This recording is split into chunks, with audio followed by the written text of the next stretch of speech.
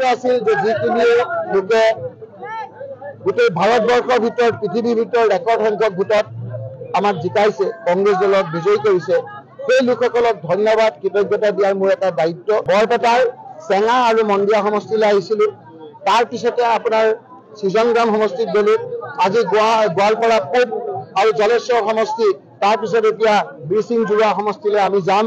এই লোকসকলক আমি ধন্যবাদ আৰু কৃতজ্ঞতা আৰু চুক্তি আদায় কৰিবৰ কাৰণে ইয়ালৈ আহিছোঁ আৰু আহি ৰাইজৰ যথেষ্ট মৰম আৰু আশীৰ্বাদ পাইছোঁ।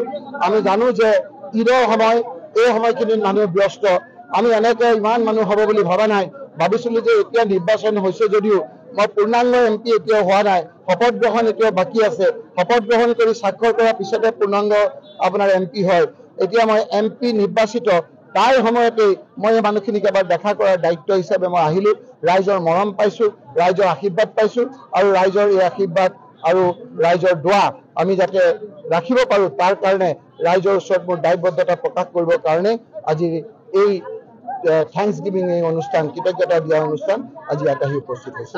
প্ৰথম কামটো যদি কওঁ তেতিয়াহ'লে আপোনালোকে ক'ব লাগিব যে মই অন্যায় কৰা হ'ব সমষ্টি, কাৰণ আজি জলেশ্বৰ সমষ্টিৰ যিটো সমস্যা, মানকাছাৰ সমষ্টিৰ সমস্যা বেলেগ, মানকাছাৰ সমষ্টিৰ যিটো সমস্যা, ধুবুৰীৰ সমস্যা বেলেগ, ধুবুৰীত লোকৰ বিধানসভাৰ যিটো সমস্যা, গোৱালপাৰা পূবৰ সমস্যা বেলেগ, 11টা সমষ্টিৰ নেচাৰ বেলেগ বেলেগ। তথাপি আপোনালোকে জানিব, মূল সমস্যাবিলাক উপস্থাপন কৰাত কেতিয়াও কৃপণালি নকৰোঁ। গৰাখহনীয়া সমস্যাৰ কথাটো, বানপানীৰ সমস্যাটো ভাৰতবৰ্ষৰ মানুহে জানে, কিন্তু গৰাখহনীয়া সমস্যাটো বুজিবলৈ চেষ্টা নকৰে। কিয়? তেওঁলোকৰ তাত যিখিনি নদী আছে তাত বানপানী হয় কিন্তু গৰাখহনীয়া নহয়। আমাৰ ইয়াত ইৰোজন হয়, গৰাখহনীয়া হয়, এই কথাখিনি ভালকৈ বুজায়। এই সমস্যাবিলাক সমাধান কৰাৰ ক্ষেত্ৰত আমি এটা বাস্তৱসন্মত, কেৱল কথা ক'লেই নহ'ব, কামত কেনেকৈ কৰিব পাৰে তাৰ কাৰণে এটা সুস্থ মস্তিষ্কৰে আমি কাম কৰিম। তাৰ উপৰি যথেষ্ট আৰু সমস্যা আছে, সেইকাৰণে মই এটা সমস্যাৰ কথা কৈ আনটো সমস্যা ফালৰি কাটিব নোখোজোঁ।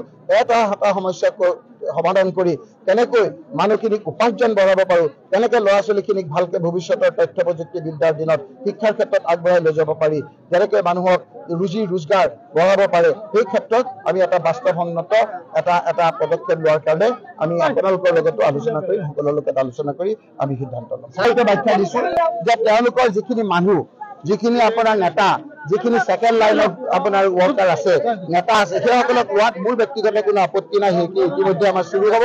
কিন্তু বিধায়কসকলক ল'লে আমাৰ কৰ্মী আছে যিসকলৰ প্ৰচেষ্টাত আমি ইমান ভোট পাইছোঁ, সেইসকলৰ মনবিলাক বেয়া হ'ব।